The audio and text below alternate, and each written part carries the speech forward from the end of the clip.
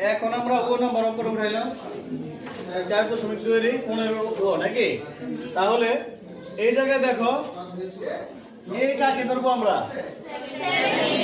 7a এর নাম a, তাহলে b কে?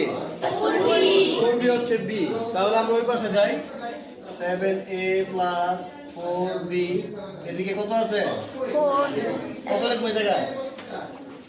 কত লিখবো? 7a, কারণ 7a কে আমরা a ধরছি নাকি? 7a কে a ধরছি। বিশ্বাস না হইলে মিলাই দেখবা, যদি বিশ্বাস নাই করো মিলাইবা। এই যে 7 এর উপর স্কয়ার করতে 7 কয়টা? 2টা। 7 7 49 নিচে স্কয়ার স্কয়ার। এবার দা কি চিহ্ন আছে? মাইনাস। সূত্র অনুযায়ী কি আসবে? সূত্র অনুযায়ী কি আসবে? a আসবে। a কাকে ধরছি আমরা? 7a ইনটু সূত্র অনুযায়ী কি আসবে? b কে আমরা এখনো পাইছি? না, b এখনো পাই নাই।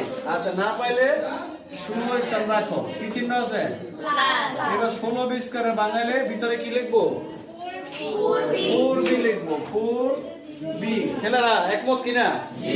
4b কেন লিখবো? 4 এর উপর স্কয়ার করলে 4 4 16, আর b এর উপর স্কয়ার করলে 20 স্কয়ার। তাহলে এখন আমরা b পাইছি না? জি। b তো আগেও পাইছিলাম। জি। দিয়ে দিলে পারতাম নাকি? তাহলে a plus b whole into a square minus ab plus b square। এখন কি করতে হবে এই লাইনে?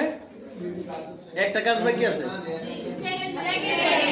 Very good very good. তাহলে আমরা একটা সেকেন্ড ব্র্যাকেট দিলে এই লাইনের কাজ শেষ।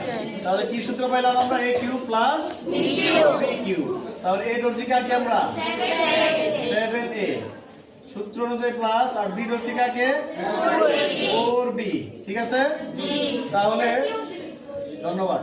তাহলে 7 এর উপরে কিউব করলে 7 এর উপরে কিউব করছে 7 গুণ 7 গুণ 7 কত? 343।